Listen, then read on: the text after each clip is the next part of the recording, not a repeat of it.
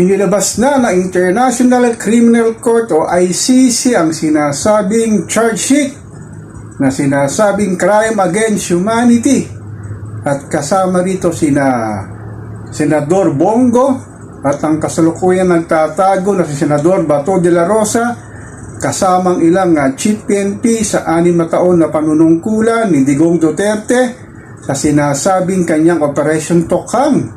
Grabe talagang inilabas na anumang oras din ang sinasabing paglabas ng warrant of arrest para arestuin na itong mga sangkot na to sa mga sinasabing Operasyon Tokhang na ang focus lamang ay mga ordinaryong drug user, drug runner, pero yung malalaking drug lord na hindi naman nahuli.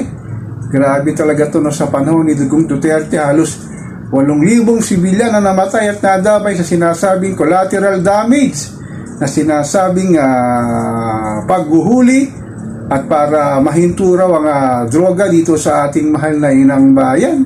Kaya ang tanong lang sa paglabas ng charge sheet na ito ay paano na kaya si Senator Bongo? Magtatago na rin ba siya? Ito nakatulad din ni Senator Bato de la Rosa na pinasweldo ng taong bayan na hindi naman pumapasok sa Senado na halos ilang buwan na ito nagtatago. Hindi pa naman pala na lumalabas ang warrant of arrest, kaya lang naunahan na niya.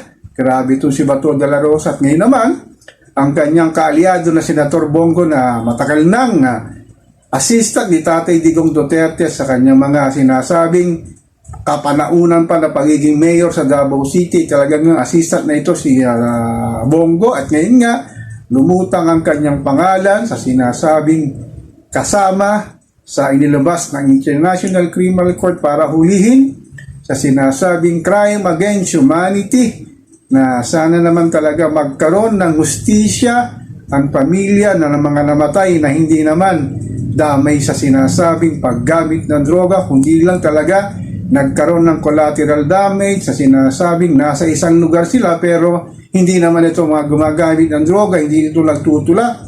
Grabe talaga sa panahon ni Tatay Digong na ang daming namatay na tao na hindi naman sangkot sa sinasabing drug na issue na pinalalabas lamang ng ilang kapulisan. Pati itong mga dating chief PNP sa pangunguna ni Oscar Albayalde at ang dating chief PNP rin na si Cascolan, ngunit namatay na ito.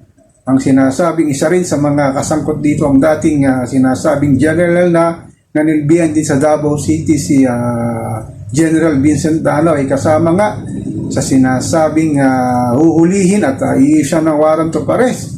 Kaya ang tanong ngayon, paano kaya ang gagawin ni Senator Bongo na sinasabing hindi daw siya kasama sa Operation Tokhang? Grabe naman, Mr. Senator, ang takal mong assistant ni Tatay Digong mo, maaari bang hindi mo alam ang mga nangyayari sa sinasabing pagtumba ng mga sibilyan na hindi lang sinasabing drug user, drug pusher, pero yung mga sinasabing drug lord na kaalyado ni Digong Duterte hindi naman nangamatay at hindi man lang hinuli, pero yung mga hindi kaalyado ang sinasabing pinagpapatay, pati yung mga nadamay na sibilyan.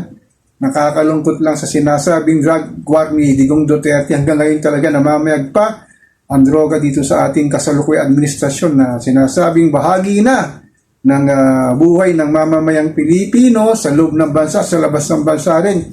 Marami talagang drug-related issue. Pero ang tanong, ano ang gagawin ni Senator Bongo ngayon? At sa sinasabing pananagutin din siya ng ICC. Magtatago kaya ito at gagayahin ng ginawa ni Bato de la Rosa na wala pang confirmation na mayroong warrant of arrest ay nagtago na siya. Ngunit sa paglabas ng charge sheet na sinasabing meron na ngang lalabas sa warrant of arrest para hulihin nga ang mga sangkot dito sa sinasabing crime against humanity. So po si Papa Ken, patuloy po ako magmimiron, magmamatay dito sa pang-araw-araw nating buhay at kaganapan dito sa ating mahal na inang bayan.